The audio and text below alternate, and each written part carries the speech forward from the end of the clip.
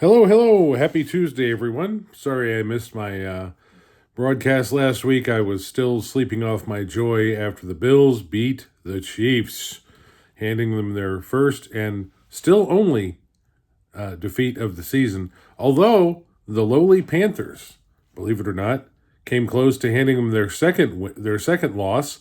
The Chiefs required a last-second walk-off field goal to beat the Panthers 30-27. Good job, Panthers. We are going to count that here at Control Central. We're going to count that as a loss for the Chiefs. So, yeah.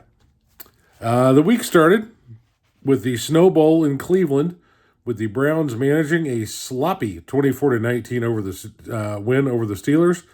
Mike Tomlin, late in the game, looked like an angry Yeti.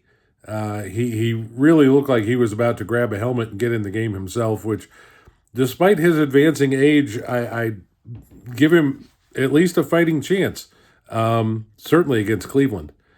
Snow affects the game, and sometimes even the worst teams can rise up righteous when that white stuff starts coming down and keeps the receivers from running the long routes and makes things slippery, and it happens. Snow is the great equalizer. But companies behind the sports betting apps continued to improve their bottom line, which, if you've watched the sports news at all lately, you know that the investing news, you know that the corporations behind the sports betting apps have really been taking it on the chin, because there haven't been a whole lot of upsets this year. But this weekend took care of that. Let's see. We're going to start off with the Titans beating the Texans 32-27 in a game or a result that pretty much nobody saw coming. Then the Vikings needed overtime to beat the Bears 30-27. Heart patients in Dallas are advised against watching the fourth quarter of the bizarre 34-26 win over the Commanders. I think there were 17 lead changes in that fourth quarter. You really couldn't keep up with it. The Dolphins, too little, too late. I think they're playing really well with Tua back. They beat the Jets, of course. Who doesn't beat the Jets? 34-15. The Bucks rewarded bettors with a 30-7 pounding of the Giants. I certainly don't think anybody would pick the Giants to win that game, but they certainly wouldn't pick the Bucks to win by that much. I wouldn't pick the Bucks to win by that much over just about anybody. Now, let's get on to the Eagles. You remember when Saquon Barkley used to play for the Giants? Well, now he plays for the Eagles. And he ripped off 255 rushing yards, which Troy Aikman was kind enough to point out was more than the offensive output of the entire Giants team. I'm not a big fan of Aikman, but that was a good one. Let's see. He became only the sixth player in NFL history with multiple TD runs of at least 70 yards in the same game, and the first to do it in the second half. The only other players with two 70-yarders in the same game are Hall of Famers Barry Sanders and Lenny Moore. You're forgiven if you don't remember Lenny Moore. He was from way back. He's already rushed for nearly 1,400 yards this year. His 1,649 scrimmage yards are 10th most in the NFL history, and this is just through 11 games. So he may be well up on the record boards by the time this is all said and done. Good job, Saquon. And let's see. What was the? Let's see. We got to. The Eagles beat Dallas 30. Or no. The Rams. The Eagles beat the Rams. Sorry, I when it's a score like that, I like to think they're beating Dallas, 37-20, and it wasn't even as close as it sounded. Finishing up Sunday's games, the Lions stomped the Colts 24-6. The Broncos beat the Raiders by 10 behind their new wonderkind Bo Nix. Bo Nix doesn't sound like a quarterback name. Bo Nix sounds like a scrubby lineman of some sort. But he is quite a quarterback.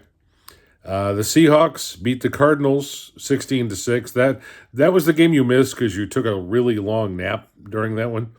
And the Packers, you might have napped during this one too because they smeared the 49ers 38-10. The Niners' playoff hopes are vanishing more by the moment. And Monday night brought the Harbaugh Bowl. Now, there's nothing that the television broadcast loves more than a good tale of brother versus brother. And we saw Jim and John.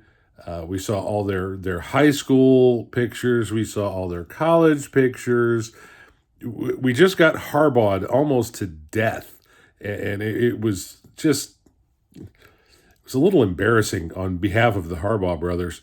But as pretty much expected, John Harbaugh's Ravens beat Jim's Chargers in a game that never felt quite as close as it actually was. Final score was 30-23. It certainly didn't feel that close in the second half.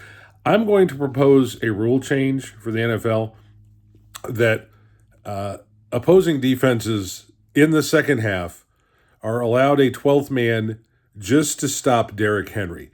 This man is advancing in age. He's 30 years old, which isn't old, certainly for me. But for a football player, especially someone who takes as much pounding as a running back, it's getting pretty long in the tooth. And he seems to get more and more energy as the game goes on. And by the fourth quarter, it's almost like the defensive back, certainly if he gets into the secondary, they're trying to make it look like they're tackling him, but they're really diving out of the way and he's running into their flying bodies. It's almost embarrassing. And speaking of embarrassing, since I didn't get to mention the Bills this week, since they had a bye week, and no doubt were studying hard and working on football the entire time, they get to play the 49ers this week. You remember the 49ers from earlier in our broadcast. Now, the Niners are supposed to get a couple of players back from injured reserve, although if I were them, I would probably, fake hurt and stay out for the game against the Bills because I predict it's not going to be pretty. I think when I put in my little free pick'em bets, which is the only gambling that I do that I can afford to do, because none of you are sending me large checks, I think the Bills were 14-point favorites, something like that. Anyway, we'll see it, and we'll talk about it next Tuesday. And please, if you're watching this, if you're enjoying it, even if you're not, click the subscribe button down there at the bottom. I'm not sure what that does for me. It makes my ego grow, and Lord knows I could use some of that. So we'll see you all, hopefully next Tuesday, unless we all freeze to death down here in Charlotte where it's going to be going down to 20 degrees. Yes, I hear you all laughing up there in Green Bay. See ya.